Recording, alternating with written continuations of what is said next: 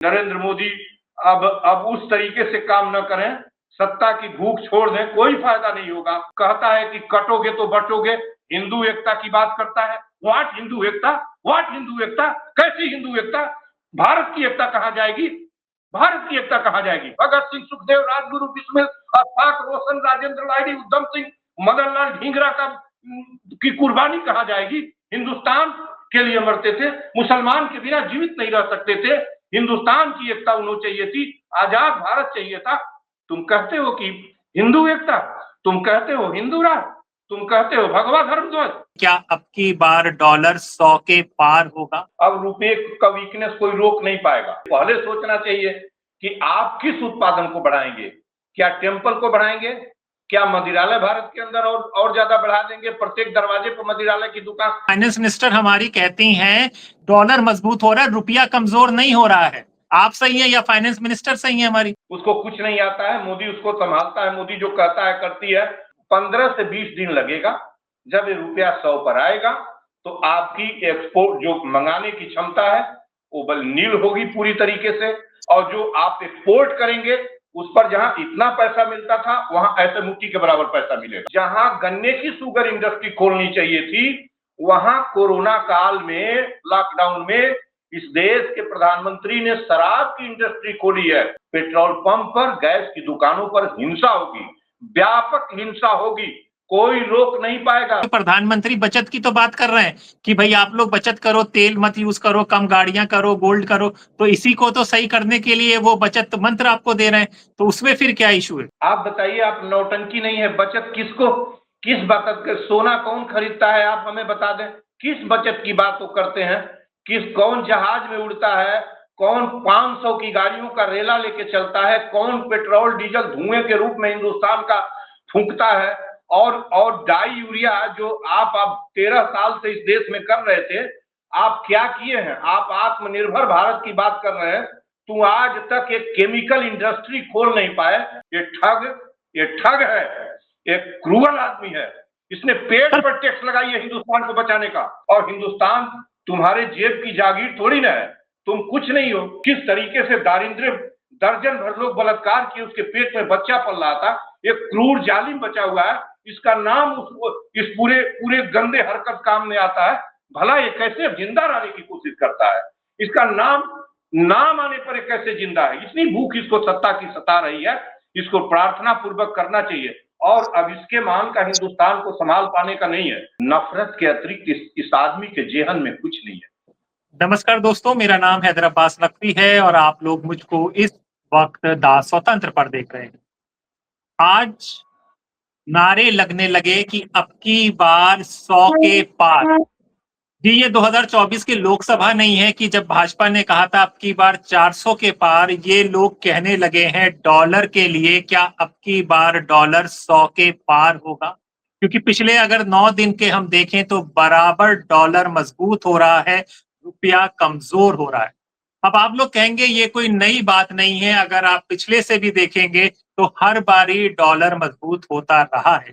आपकी बात सही है, लेकिन यही बात प्रधानमंत्री नरेंद्र मोदी ने प्रधानमंत्री बनने से पहले ये कहा था कि डॉलर क्यों मजबूत हो रहा है जब नेपाल जैसे छोटे शहर और बांग्लादेश जैसे कंट्रियों में नहीं हो पा रहा है। हमें पता है कि किस तरह अपने रुपया को मजबूत करना है।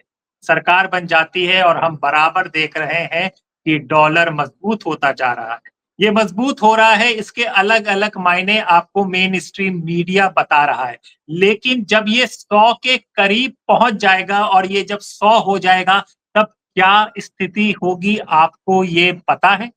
जी हाँ, इसी को हम समझेंगे। आप देख सकते हैं हमारे साथ जाने माने अर्थशास्त्री संपूर्णानंद जी हैं, जिन्हें पूर्वांचल का गांधी भी कहा जाता है। उन्हीं से हम समझेंगे कि डॉलर की ये स्थिति है और इस स्थिति के लिए मोदी सरकार क्या जिम्मेदार है या ये सब चीजें हो रही हैं और होती रहेंगी। साहब बहुत बहुत शुक्रिया दा स्वतंत्र से जुड़ने के लिए।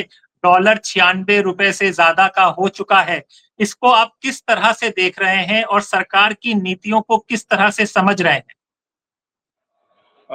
वेलकम हैदर जी आपको, और मुझे इनवाइट करने के लिए बेहतरीन टॉपिक पर इनवाइट किए हैं। और देश में जाने माने हार्वर्ड के अर्थशास्त्री सुब्रमण्यम स्वामी है, मैं समझता हूं कि आपको उनको भी टच करके, दिल्ली में है, आप उनको अप्रोच करके उन पर एक बड़ी वीडियो करिए, इसलिए कि देश धीरे धीरे जो आर्थिक संकट की ओर खिसकता चला जा रहा है और अकेली शख्सियत है इस हिंदुस्तान के अंदर जो जो कुछ कर सकते हैं। अब डॉलर को कोई, अब रुपये का वीकनेस कोई रोक नहीं पाएगा, वो लुढ़कना चालू हो गया है और उस 100 टच करेगा, और 100 जब टच करेगा तो आपकी इकॉनमी ना फ्लैट, जैसे धड़ाम कहा जाता है, वो नरेंद्र मोदी झूठ बोलेगा, उससे छोड़ दीजिए, ये उसकी मीडिया कोलाहल मचा देंगे झूठ बोलने का, उसमें इंटरनेशनल मार्केट का हवाला देंगी कि ये दुनिया बिल्कुल हो।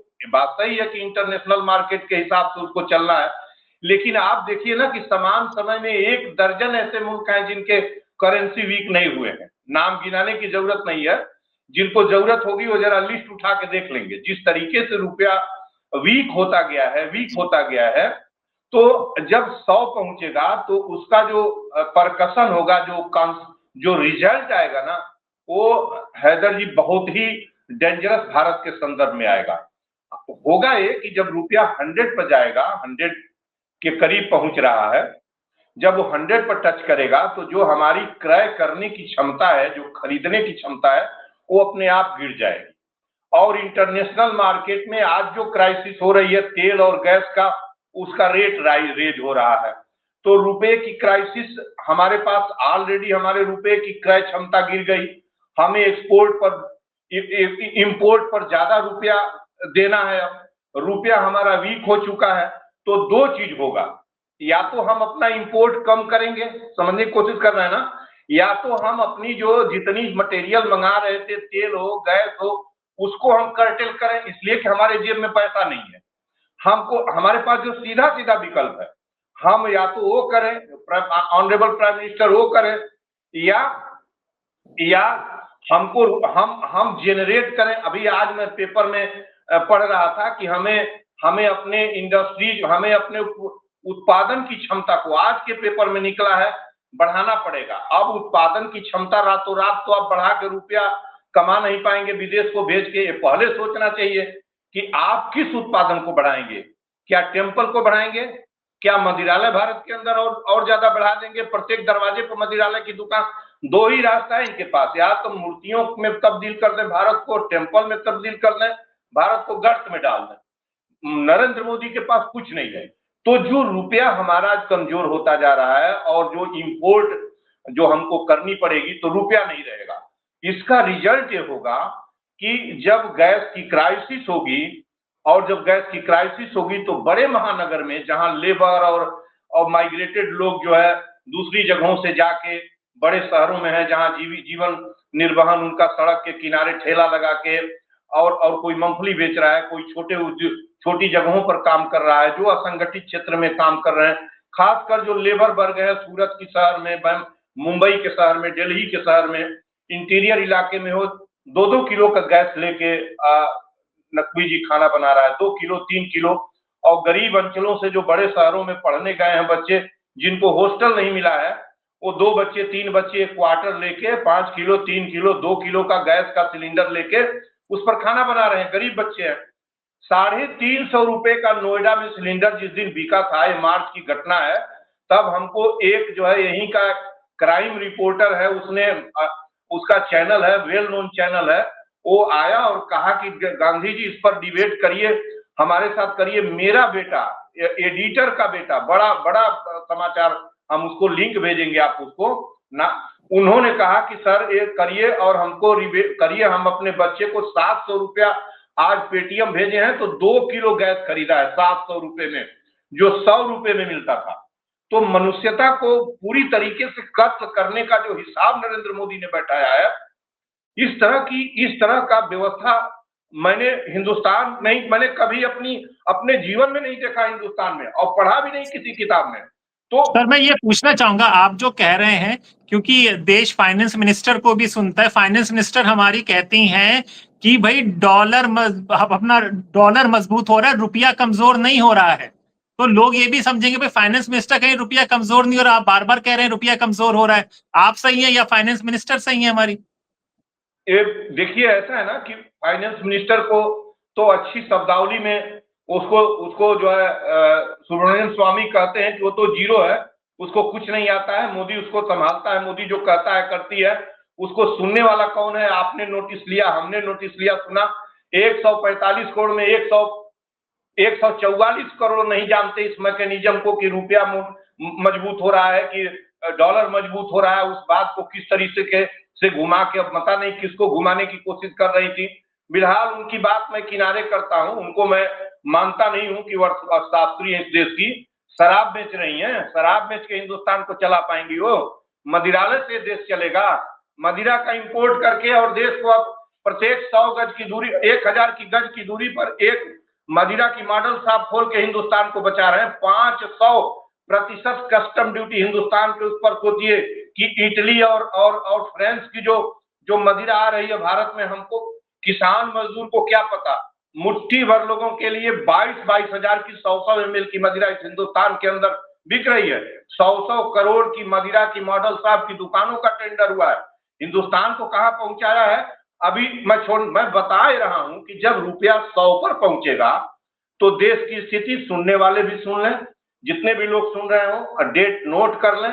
जब ये 100 पर पहुंचेगा, मुश्किल से 15-16 दिन जिस रफ्तार से चल रहा है, 0.3741, लगभग आधे अठन्नी के बराबर रोज का रुपया डिवेल्युएट होता जा रहा है। रोज 8 आने के बराबर का, हाफ ऑफ द रुपीज हो रहा है। कभी किसी दिन एक दिन 64 पैसा गिरा है, किसी दिन 2 दिन संडे सैटरडे निकाल दीजिए, जो मार्केटिंग को आपको हिसाब नहीं बताएगा।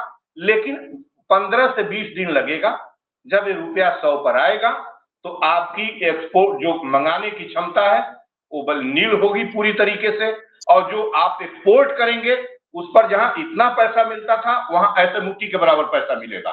तो 2 तरीके से आप क्रस होंगे। इंडस्ट्रियल उत्पादन आपने जीरो कर लिया है, कुछ है, रह नहीं गया है। जहां गन्ने की शुगर इंडस्ट्री खोलनी चाहिए थी, वहां कोरोना काल में, लॉकडाउन में इस देश के प्रधानमंत्री ने शराब की इंडस्ट्री खोली है। ये कोई बाहर का सुना सुनाई बात नहीं मैं कह रहा हूं। मेरे अपने डिस्ट्रिक्ट जो बाउल ऑफ शुगर है, वो उसमें उसकी बात देवरिया डिस्ट्रिक्ट की कर रहा हूं, जहां 14 चीनी मिलें हुआ करती थी, 62 से लेके और 90 तक थी। उसको इन लोगों ने बेच डाला, और जो हाहाकारी प्रधानमंत्री आए थे कि हम क्या करेंगे क्या नहीं करेंगे, उन्होंने उस जिले में कोरोना काल के दौरान मार्च 2020 में कोरोना लगने के बाद एक इंडस्ट्रियलिस्ट को शराब की इंडस्ट्री खुलवाई है। पूरे देश में ही हुई है।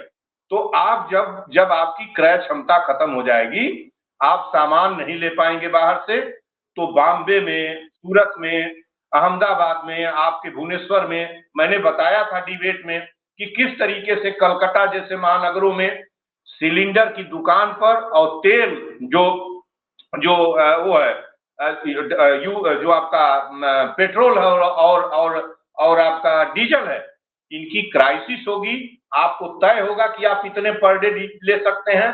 पेट्रोल पंप पर, गैस की दुकानों पर हिंसा होगी, व्यापक हिंसा होगी, कोई रोक नहीं पाएगा। रोकने का एक ही तरीका है कि आप रुपया ले आकर और सप्लाई को निर्बाध जारी रखिए, जितना दुकानों पर पर्याप्त गैस उपलब्ध रहे। आज ही क्राइसिस क्रिएट हो गई है, और यदि इस क्राइसिस का एंड हुआ नहीं, जैसा कि कल ही एक डेटम लाइन था कि कल अमेरिका का वो एक 30 दिन का खत्म हुआ। अमेरिका ने कहा कि अब हम अनुमति जो दिए थे रसा से तेल लेने का, वो हमने वापस ले लिया। जागरण की 11वें पृष्ठ पर इस देश के किसी जिम्मेदार ने, जो भी जिम्मेदार था, उसने लिखा है कि हम आजाद हैं, जहां से तेल खरीदना चाहें आप रसा से ले रहे हैं। रसा ने भी 1 सप्ताह पहले आपने जो अपनी पॉलिसी अपनी जो बनाई है, जो नरेंद्र मोदी ने किस तरीके से धीरे धीरे उस साम्राज्यवादी और अमेरिका के साथ इनका झुकाव 12-13 सालों में, वो रसा के साथ इनका कहीं ना कहीं झुकाव कम हुआ है। और उस झुकाव से बहुत खुश रसा आज नहीं है भारत के साथ। उसने बीच में कहा है 1 सप्ताह पहले कि हम सस्ते दर पर बाउंड नहीं है कि हम भारत को तेल देंगे, और वो तेल का समझौता का डेट खत्म हो गया है। लेकिन कल के पेपर में मैंने पढ़ा है कि सरकार की ओर से आया है कि हम रसा से तेल लेने के लिए आजाद हैं, हम अमेरिका के हिसाब से काम नहीं करेंगे। आपको आज इनको हैदर जी सॉवरेंटी याद आ रही है। अब इनके पास बचा क्या है? प्रोफेसर साहब, हम इसी में जानना चाहेंगे, अगर ये सब चल रहा है तो फिर प्रधानमंत्री बचत की तो बात कर रहे हैं कि भाई आप लोग बचत करो, तेल मत यूज करो, कम गाड़ियां करो, गोल्ड करो, तो इसी को तो सही करने के लिए वो बचत मंत्र आपको दे रहे हैं, तो उसमें फिर क्या इशू है? आप बताइए, आप नौटंकी नहीं है, बचत किसको, किस बचत का, सोना कौन खरीदता है? आप हमें बता दें, किस बचत की बात वो करते हैं? कौन जहाज में उड़ता है? कौन 500 की गाड़ियों का रेला लेके चलता है? कौन पेट्रोल डीजल धुएं के रूप में हिंदुस्तान का फूंकता है? और डाई यूरिया जो आप 13 साल से इस देश में कर रहे थे, आप क्या किए हैं? आप आत्मनिर्भर भारत की बात कर रहे हैं, तो आज तक एक केमिकल इंडस्ट्री खोल नहीं पाए। गोरखपुर में HURL को लाइव किए हैं, वो डेट पड़ी थी, उसको इन्होंने गैस की पाइपलाइन ले आकर चलाने की कोशिश की है। जिस दिन ओपनिंग हुआ वोट के लिए हुआ, 2019 में चालू हुआ, 19 के चुनाव के लिए, और अगले दिन बंद हुआ, और आज वो 50% भी प्रोडक्शन क्षमता नहीं है। एक इंडस्ट्री इन्होंने बताया हो कि डाई यूरिया का फ्रेश इंडस्ट्री खोली हो किसान और खेती के लिए, कुछ नहीं किया इस प्रधानमंत्री ने, कुछ भी नहीं किया है। अयोध्या में राम टेम्पल, अयोध्या का राम टेम्पल इसका मिशन था, वो बना है। और जो है मूर्तियों की स्थापना, केदारनाथ, उज्जैन में 7 जो ऋषियों की मूर्तियां हैं वो रखी गई हैं। इसने इस हिंदुस्तान की पूरी जो जो रीढ़ है ना, जो किसान का उत्पादन है, किसान के उत्पादन पर जो चलने वाली इंडस्ट्रीज थी, उनको सबको इन्होंने तोड़ कर रख दिया। केवल अंधविश्वास, पाखंड, नफरत, और अयोध्या में राम मंदिर बनेगा, बाबरी मस्जिद का वजूद मिट जाएगा। और आप कह रहे हैं कि 400 का आप भूल रहे हैं कि 400 का जब स्लोगन दिए थे, तो इनका स्लोगन था कि हमें 400 सीट देना, कहीं ऐसा ना हो कि कांग्रेस अयोध्या में राम टेम्पल पर बाबरी ताला मढ़ दे। आपको याद नहीं होगा, मुझे याद है, इनका कोटेशन है कि 400 सीट हमको देना।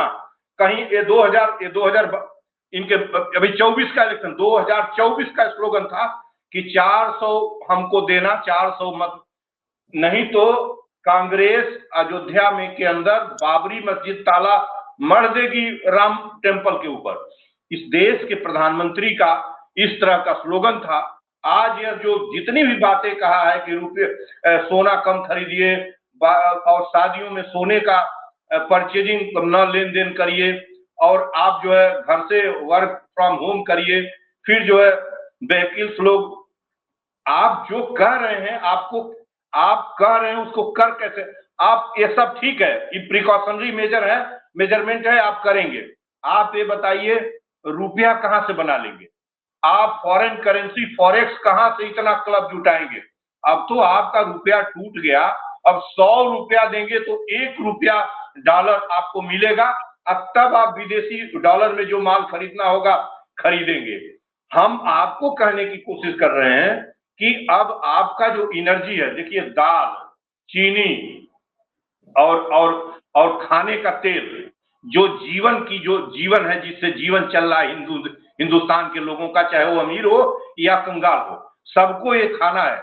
यदि ये चीज बाहर से हमको मंगाना है, और उसके बाद हमारी व्हीकल्स का तेल, जो व्हीकल्स का तेल ईंधन है, वो भी हमको बाहर के देशों पर निर्भर रहना पड़ रहा है। और जो इटसेल्फ हमारे लाइफ के लिए, सर्वाइव के लिए जरूरी है, दाल, तेल और चीनी, ये भी हमको बाहर पर निर्भर रहना पड़ रहा है।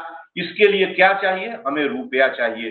रुपया हमारे जेब में 2 तरीके से कम हो रहा है।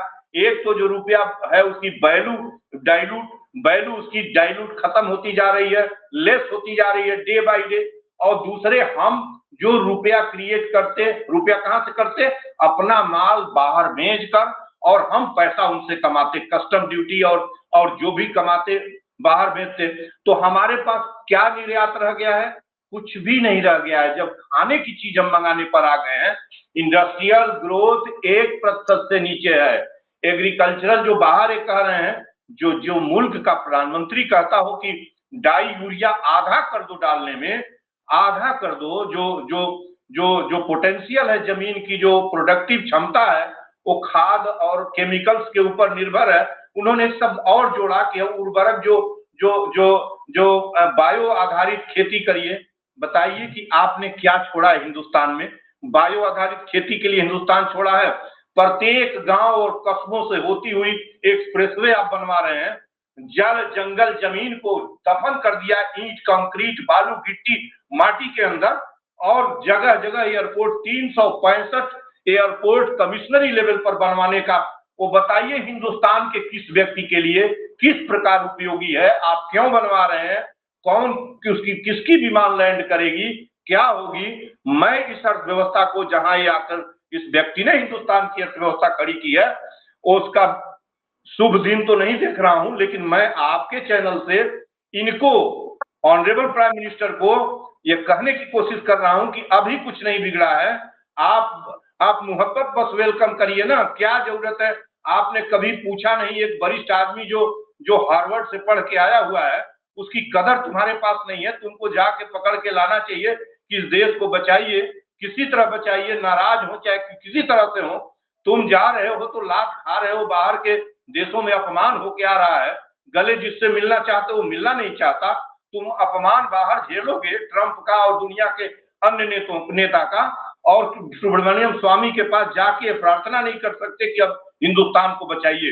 कैसे बचाया जाए, पूछो तो भला कि कैसे बचाया जाए। ये ठग है, एक क्रूअल आदमी है, इसने पेट पर टैक्स लगाई है हिंदुस्तान को बचाने का। और अंतिम विकल्प मैं बता रहा हूं, पे तो जा रहे हैं कि फॉरेन इन्वेस्टर आए हमारे यहाँ, इसीलिए फॉरेन ट्रिप कर रहे हैं, तो इसमें क्या इशू है भाई, फॉरेन इन्वेस्टर पैसा हटा रहा है इसलिए प्रधानमंत्री मर रहे। हैदर जी, आज हम भोजन और खाने के लिए मर रहे हैं, हमारी गाड़ियों, हिंदुस्तान ठप होने वाला है। आज आप गए हैं इन्वेस्टर बुलाने, आज तो आपको ये जाना है, और नॉर्वे स्वीडिश और उन देशों में क्या करने गए थे, सामरिक लिखा तो है कि सामरिक व्यवस्था और एनर्जी के लिए गए थे। एनर्जी के लिए इनको कहाँ जाना है, एनर्जी के लिए इनको रसा जाना है, एनर्जी के लिए खाड़ी के देशों में ईरान आज जितने भी मुल्क है वहां जाना है। इनको एनर्जी जहां पैदा होती है वहां जाके भीख मांगना है कि भाई हमारे पास पैसा नहीं है।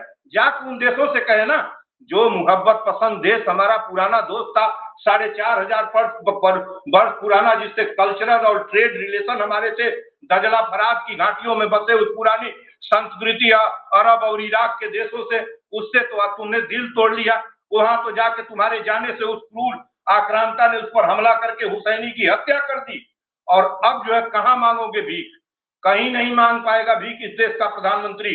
ये देश संकट में जा रहा है, संकट में जा चुका है, ये जबरदस्ती अब इसके पास फिर रास्ता है, ये फिर से अभी सारी चीजों पर, तेल का महंगा होता है तो सभी जान जाते हैं, एलिट क्लास और बड़े वर्ग का मामला है, समाचार पत्र सब में निकल जाता है, लेकिन तेल की पाउच पर, मसाले की पाउच पर, आटे की पाउच पर 2 किलो 1 किलो पर जो 2 रुपया 1 रुपया बढ़ाएगा, हैदर जी कोई नहीं जान पाएगा। गरीब की आवाज आपका चैनल, हमारे जैसे लोग जान भी नहीं पाएंगे, न उठा पाएंगे। हिंदुस्तान के अतड़ी से पैसा निकालेगा, जो अतड़ी है ना पेट की, उसको यह निकालेगा और पीठ पर चाबुक मारेगा। अभी अभी अभी अभी रोड टैक्स बढ़ा है, टोल पर बढ़ा है, 1 अप्रैल को हेवी टोल लगभग 8 से 10% बढ़ाए गए हैं टोल टैक्स बड़े गाड़ियों पर, और 10 रुपया छोटी गाड़ियों पर बढ़ा, अभी अभी बढ़ा है। जो इसने संविदा किया था कि 3000 रुपए में हम जो है साल भर तक 3000 रुपए में या 200 टोल फ्री करेंगे, वो ठीक है लिमिटेड जगहों पर था, उसमें भी अब 3200 रुपया किया 1 अप्रैल को। ये डाका का अड्डा खोले हैं, हिंदुस्तान के लोगों की चमड़ी उधेड़ लो, कोई हर्ज नहीं है। एक विकल्प इस ठग प्राइम मिनिस्टर के पास रह गया है कि आप टैक्स बढ़ा दो लोगों के ऊपर, और रोड पर टैक्स बढ़ाओ, और कीमतों को बढ़ा दीजिए, किसी से नहीं पूछना है, लोग हल्ला करते रहें, आप बोलते रहें, सभी बोलते रहें, कोई प्रभाव नहीं पड़ता। तो देखिए आज देश बहुत ही नाजुक दौर में है, बेहद नाजुक दौर में है यह मुल्क। और जब सत्ता संभाले थे, आप बिल्कुल ठीक कहें कि किस तरीके के रुपया कहीं गिरता है तो मुल्क गिर जाता है, कमजोर हो जाता है, इस तरह के बयान। अरे आज सुषमा स्वराज का मैं बयान, संयोग से मैं नहीं जानता था कि टॉपिक आप पे होगा, सुषमा स्वराज का आज बयान सदन में कोई चैनल दिखा रहा था, बिल्कुल एग्जैक्ट यही कह रही थी कि रुपया केवल वैल्यू और मान नहीं है, देश का सम्मान है।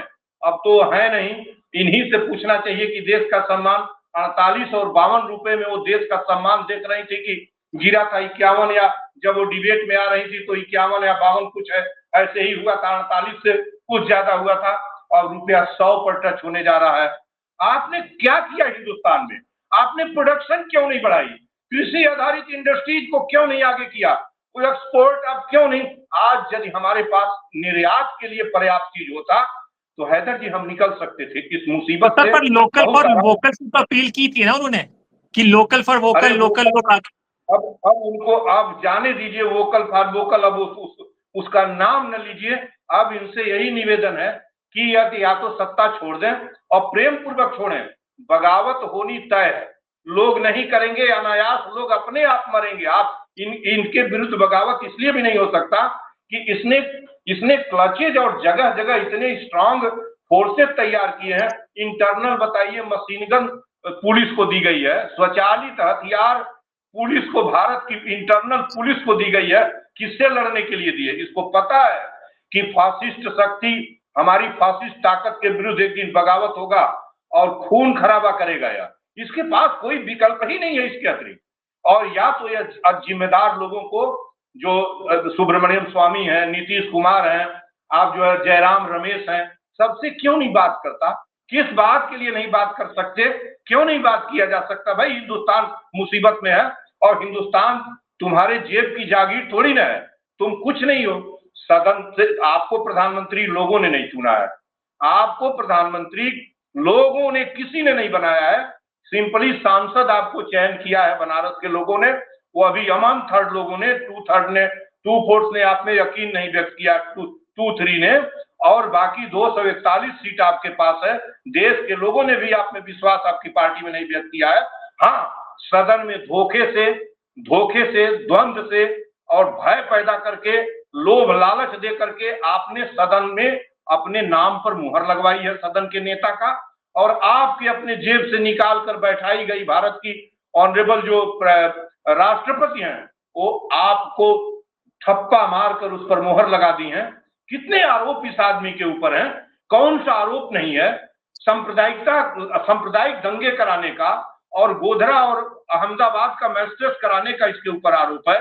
बिल्किस बानो के साथ 23 साल की एक औरत के साथ किस तरीके से दारिंद्र, दर्जन भर लोग बलात्कार किए, उसके पेट में बच्चा पल रहा था, एक क्रूर जालिम बचा हुआ है। इसका नाम इस पूरे गंदे हरकत काम में आता है। भला ये कैसे जिंदा रहने की कोशिश करता है? इसका नाम आने पर ये कैसे जिंदा है? इतनी भूख इसको सत्ता की सता रही है, इसको प्रार्थना पूर्वक करना चाहिए। और अब इसके मान का हिंदुस्तान को संभाल पाने का नहीं है। किसी अर्थशास्त्री को खुले दिमाग से, और भी जो लोग हैं, न इसके पास कोई अर्थशास्त्री है, न इसकी जो अर्थशास्त्रियों का जो बेंच है उसमें कोई इस तरह का है, न मंत्रालय में कोई व्यक्ति, तो कोई मंत्री है ही नहीं है जो स्टैंड करे, स्टैंड बाई में हो। इस इकोनॉमिक क्राइसिस के समय में सुब्रमण्यम स्वामी जो हार्वर्ड के निकले हैं, और एक मेधा है उनके पास और एक जज्बा भी है, स्ट्रांग व्यक्ति हैं, उनसे समर बात करे और नीतीश कुमार से बात करे कि किस तरह देश को बचाया जाए। ये इतना दम्भ और क्रूअल आदमी है जिसका कोई अहंकार में चूर रहता है। ये समझता है कि इसके कदम के नीचे दुनिया है। और नरेंद्र मोदी, आप ऐसे जाओगे जमीन के नीचे, तुम्हारा इतिहास काले अध्याय में, हम लोग हिस्टोरियन है और दिल्ली विश्वविद्यालय के पढ़े हैं, कलम जब उठाऊंगा तुम कुछ भी नहीं लिखूंगा, तुम्हारी बात लिखूंगा।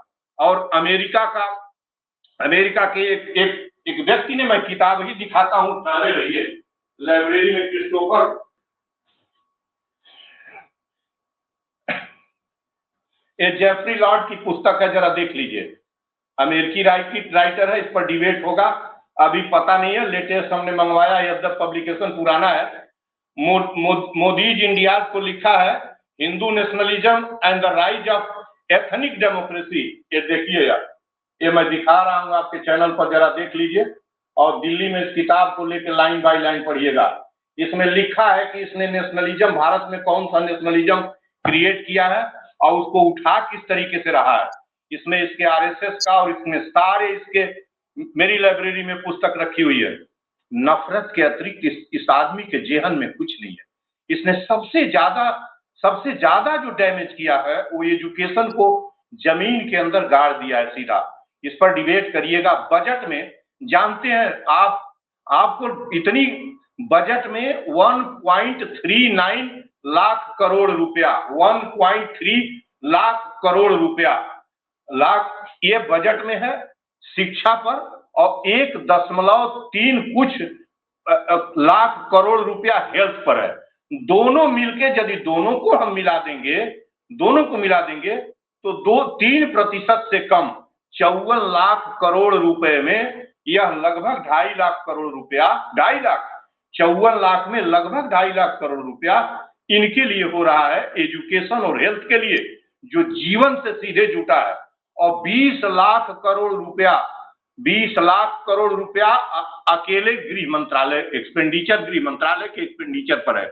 आप समझ रहे भारत कहां जाएगा, कैसे भारत बचेगा? भारत को बचाने के लिए, और यह कहता है कि मंदिर चंदा चोरी होता है, चंदा चोरी है। यदि कोई 5 करोड़ रुपया डोनेट करता है, सोने की छतरी कोई डोनेट करता है टेम्पल के लिए, तो वो कहां से आता है? वो कौन सी कमाई करता है? वह कमाई कौन सा करता है? कोई उद्योगपति, हिंदुस्तान की लूट का पैसा है, मजदूरों के श्रम पर मारी गई उसकी सेंधमारी का पैसा है। और कोई इंडस्ट्रियलिस्ट, कोई एक पॉलिटिशियन 5-5 लाख रुपए डोनेट किए हैं। रुपया कहां से आया है? जब ये लोग राजनीति में आए थे, इनके पर्चा दाखिला के समय पहली बार जो नेता आए थे, जो बड़े उद्योगपति हैं और राजघराने के हैं, उनको छोड़ के 90% का पहला पर्चा दाखिला देखिए जब राजनीति में आए थे, कै रुपया इनके पास था। इनकी गाड़ी कहीं दूसरा दिया था, तेल कहीं दूसरा देता था, तो ये चढ़ के प्रचार करते थे। आज 2500 करोड़ रुपए, न जाने कितने 100 करोड़ रुपए, और दो ने तो रिकॉर्ड तोड़ दिया है इनसे। मैंने आपको बताया कि इस क्राइसिस, जैसे आपका अमित शाह का लड़का है जैसा, एक उधर जो है वो गडकरी है, एक किसी का 27,000 करोड़ रुपया पूंजी हो गई, किसी का 16,000 करोड़ रुपए पूंजी हो गई। मैं समझ नहीं पाता हूं कि कौन सा व्यवस्था है। मैंने इस क्राइसिस से निकलने के लिए आपको 2-4 टिप्स मैं बताता हूं, जो आज होना चाहिए। इस चीज को लोगों तक पहुंचाइए, सबके कान तक पहुंचाइए। सबसे पहले इकोनॉमिक लॉकडाउन लगाएं, इमीडिएट इकोनॉमिक लॉकडाउन लगाएं। विधायक, सांसद एंड नीचे के जितने पॉलिटिशियन हैं, कंपलसरी करें कि उनको जो है सार्वजनिक जो संचार साधन है, बस और रेल में बैठ के व्यवस्था करें, इनकी निधियां जब्त कर लें। 1992 के बाद जितने भी मिनिस्टर हैं, इनकी जितनी प्रॉपर्टी हो जब्त कर लें, उतनी दे दें। जितनी प्रॉपर्टी के साथ एंट्री किए थे वो सब इंडिकेट है पर्चे में इनके, उस पर इनको इतने दिन, 20, 25 साल, 30 साल, जितने दिन जो राजनीति किया हो, उतने दिन का महंगाई भत्ता या ग्रोथ इकोनॉमी का जोड़ के 7%, 8% उस पर और दे दें। बाकी सारे रुपए छीन ले इस देश से। लगभग 1000 मिनिस्टर है देश में, केंद्र का लेके सारे प्रांतों में 1000 मिनिस्टर हैं, इनसे छीन लें। दूसरे, जितने भी इंडस्ट्रियलिस्ट और पूंजीपतियों को 92 के बाद पूंजी दी गई है, 92 के बाद जो संपत्ति, रिसोर्स, पीएसयूज जो बेचे गए हैं, दिए गए हैं, वह जब्त कर लिए जाए। जिस रेट पर लिया गया है उस पर उनका लाभांश देकर जब्त कर लिया जाए। जितने भी पॉलिटिकल पार्टी जब तक इस देश के हैं, सारे लूट और हिंदुस्तान को जंगल राज बनाने के लिए जिम्मेदार हैं। इनकी सारी प्रॉपर्टी जहां भी खातों में है, जहां भी इनके दफ्तर हैं, जितनी भी इनकी गाड़ियां रजिस्टर्ड हैं, सबको जब्त करिए देश में। ये सारे ऐसे कुछ टिप्स हैं जो हिंदुस्तान को बचा पाएंगे। रुपया जो अभी भी इनके ऊपर कोई असर नहीं है, इनके ऊपर जरा सा असर नहीं है। हिंदुस्तान का 125 करोड़ लोग जो कुपोषित है और जिसके पास कंगाल है, कुछ नहीं है, उसके लिए सारे इजहार कर रहे हैं, सारे निवेदन कर रहे हैं। ये अपने ऊपर, इनको जब बाहर गए थे ना, वहीं से अपना वस्त्र फेंक कर आना चाहिए। कोई कैसा व्यक्ति, जलील और कितना गंदा इंसान हो सकता है जो लाखों का ही नहीं, हजारों का वस्त्र पहनता हो, 1000 का, 50,000, 1 लाख का चश्मा धारण करता हो और घड़ी पहनता हो या जो भी करता हो। कैसा गंदा आदमी हो सकता है जिसके एक दिन का खर्च 1.5 करोड़ रुपया होता हो। 1.5 करोड़ रुपए में एक विद्यालय पूरे साल भर अपने शिक्षकों का, 5 शिक्षकों का वेतन और खर्चा चला लेगा। जहां 400 बच्चे पढ़ेंगे, ये ऐसा जालिम और क्रूर इंसान है, क्यों नहीं वस्त्र फेंक देता है? गांधी बन जाए, गांधी के सामने क्या झुकने जाता है? तुम्हारा देश, तुम्हें मालूम है कि वित्तीय संकट के दरवाजे पर खड़ा हो गया, कोई नहीं बचा पाएगा इसको। बचाएगा यही लोग बचाएंगे, इनकी चमड़ी खींचोगे, महंगाई क्रिएट करोगे, दाम बढ़ाओगे। एक ही विकल्प है तुम्हारे पास कि चाबुक उठाओ, आधी रात में रेट बढ़ा दो सामान का, और तुम टैक्स लगा दो लोगों के ऊपर, वो कहीं नहीं भाग पाएंगे।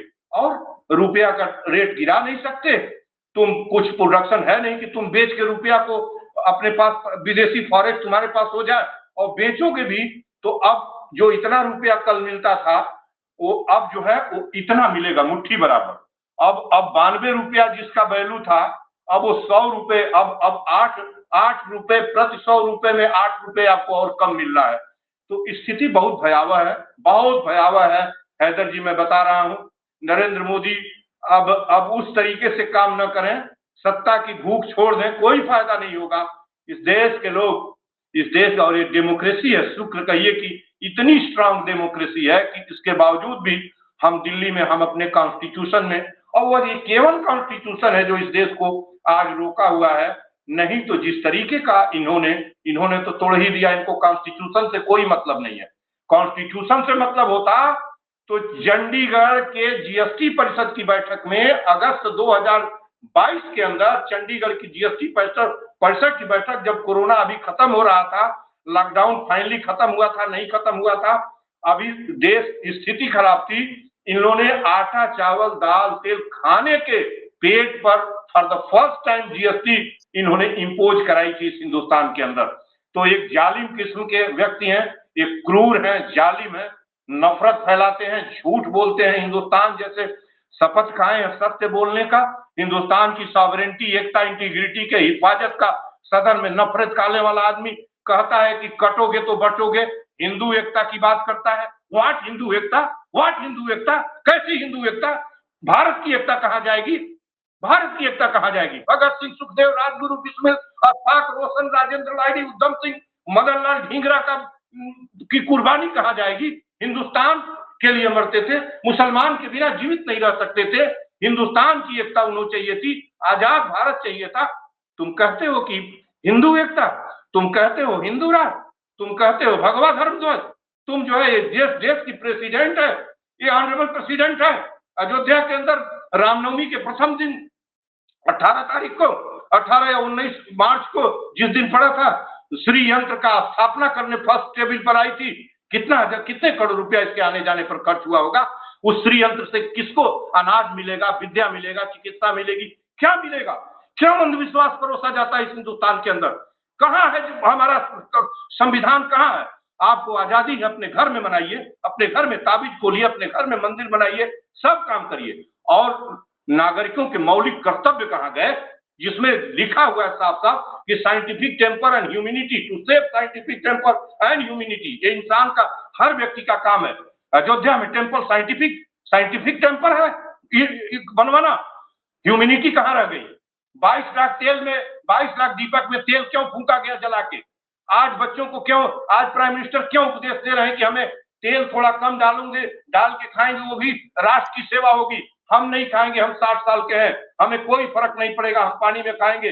लेकिन तुम जालिम क्रूर बता दो कि जो बच्चे की उम्र 18 से कम है, जो छोटा है, वो तेल नहीं खाएगा, चीनी नहीं खाएगा, वो गल जाएगा, वो खत्म हो जाएगा, उसकी रीढ़ वो खत्म हो जाएगा, उसका ग्रोथ ही खत्म हो जाएगा। तुम कितने जालिम हो, तुम प्योर फासिस्ट हो। तुम जर्मन के होलोकास्ट, जो जर्मन का जो होलोकास्ट था, उससे भी गए गुजरे हो। तुम एक्सटर्मिनेशन कैंप पूरे भारत को बना दिए हो। तुमने कहा कैसे कि तेल कम खाए? हम तेल कम खाएंगे, हम बुजुर्ग हैं, या हम नहीं खाएंगे तो नहीं मरेंगे। ये जुआ, जब तेल कम खाएगा 18 साल से नीचे का लड़का, तेल एनर्जी माने, तेल माने energy, body, energy of the body है तेल। चीनी जो है उसका कार्बोहाइड्रेट है, जो उसको तत्काल एनर्जी देता है उसको करने के लिए। दाल जो प्रोटीन है, ग्रोथ नहीं होगा। आप कहते हैं कम खाओ तेल, और तुम जिस दाल और चीनी की बात नहीं करते हो उसका भी रेट बढ़ेगा। हैदर जी, कुछ भी अच्छा नहीं है। जिस रुपए को सहजता के साथ आप कहने की कोशिश कर रहे हैं कि रुपया 100 टच करेगा, रुपया 100 टच करेगा तो 125 करोड़ लोगों की आत्मा खड़े खड़े सूख जाएगी। उनके उनकी उनकी नसों में खून नहीं दौड़ेगा। वो निर्जीव की तरह हो जाएंगे। वह कुछ बोल नहीं पाएंगे, किसी से कुछ नहीं कह पाएंगे। उस दिन भी ये बेईमान इसी तरह का जालिमाना हरकत करेंगे, गाड़ियों में उड़ेंगे, जहाजों में उड़ेंगे और ऐश्वर्य और विलासिता का जीवन दिल्ली के अंदर जिएंगे। लेकिन जब रुपया 100 होगा ना, तो आपको नहीं पता चलेगा। 150 125 करोड़ गरीबों का, 145 करोड़ की आबादी में 125 करोड़ गरीबों की जो सांस की धड़कन है वो मंद पड़ेगी। उनकी भुजाओं में ताकत खत्म पड़ेगा। मजदूर काम नहीं कर पाएगा, वो अंधा होगा, रोशनी कम होगी उसकी। इस जालिम को क्या पता। सर, आपने बहुत अच्छे से समझाया। मेरे ख्याल से लोगों को भी समझ में आएगा जहां तक ये वीडियो जाएगा कि रुपया अगर डॉलर 100 तक पहुंच गया तो क्या हालात होंगे और उस हालात को कैसे कंट्रोल किया जाए। प्रोफेसर साहब ने वो तरीके भी बताए हैं। उम्मीद है कि सरकार सुनेगी, जागेगी, क्योंकि ये देश हम सब का है। हम सबको मिलकर इसको साथ बढ़ाना है, साथ सब कुछ सहना है। सर, और कुछ आखिरी में कहना चाहेंगे आप सर दर्शकों? जी, मैं कह रहा हूँ हैदर जी कि आप दिल्ली में ही हैं और सर का आवास हमको लगता है कि साउथ एक्सटेंशन में ही है। पता चल जाएगा। उनको जेड श्रेणी सुरक्षा है सुब्रमण्यम स्वामी सर को, और वो मिलते हैं मीडिया पर्सन से। आप भी अपना कार्ड भेजकर एक इंटरव्यू लीजिए इस क्राइसिस में। मेरा यही आपसे निवेदन है। और उनको कहिए कि ये न भी उनसे बात करना चाहते हो, अपना अपमान आज अपना अपमान और सम्मान न देखें। आज अपना सजेशन इस देश को, इस घमंडी प्राइम मिनिस्टर को अपना सजेशन दें किसी तरीके से मनुष्यता के। आप उनसे जरूर सर इंटरव्यू लीजिए हैदर जी। मैं आपको बार बार रिक्वेस्ट करूंगा, उनसे लीजिए और जयराम रमेश से लीजिए, नीतीश कुमार से पूछिए सवाल, ना कहीं पकड़ के पूछिए कि अब बताइए मनुष्यता मर रही है और किस तरीके से अब क्या होगा, आप बताइए। इन 3 का इंटरव्यू जरूर लीजिए। मैं आपसे कैमरे पर निवेदन करता हूँ। और सभी आपको ठीक है। जी, बिल्कुल हम कोशिश करेंगे। वैसे आजकल मीडिया से बात करने, मतलब कि हम जैसे फ्रीलांस जर्नलिस्ट और कॉकरोच लोगों से बात करने से लोग बचते ही हैं, नहीं करते हैं, लेकिन हम कोशिश जारी रखेंगे। आप एक बड़ी मीडिया है, गंभीर मीडिया है, और जब आप बात करेंगे तो मुझे लगता है सुब्रमण्यम स्वामी भी बात करेंगे और सभी लोग आपसे बात करेंगे, कोई पीछे नहीं होगा। लेकिन सुब्रमण्यम स्वामी से जरूर माइक एक बार पूछिए कि सर देश बहुत क्राइसिस, देश के सामने संकट आ रहा है, आ गया है, इससे निकलने का रास्ता बताइए। उनसे जरूर पूछिए एक बार। बिल्कुल सर। तो दोस्तों इजाजत दीजिए, चलते चलते आप पुराने बयान मोदी जी की भी सुन लीजिए, फाइनेंस मिनिस्टर की सुन लीजिए, और जो लोग सरकार के लिए बात कर रहे थे कि वो क्या कह रहे हैं डॉलर को लेकर, वो भी सुन ले। और अपने दोस्त हैदर अब्बास नकवी को इजाजत दीजिए। फिर होगी मुलाकात ऐसे ही जनता की बात में, लोगों के मुद्दों पर। शुक्रिया सर आपका। शुक्रिया। ये ऐसे नहीं होता मित्रों। मैं शासन में बैठा हूं, मुझे मालूम है इस प्रकार से रुपया इतनी तेजी से गिर नहीं सकता। अरे अगर नेपाल का रुपया नहीं गिरता है, बांग्लादेश की करेंसी नहीं गिरती है, पाकिस्तान की करेंसी नहीं गिरती, श्रीलंका की करेंसी नहीं गिरती, क्या कारण है हिंदुस्तान का रुपया पतला होता जा रहा है? ये जवाब देना पड़ेगा आपको।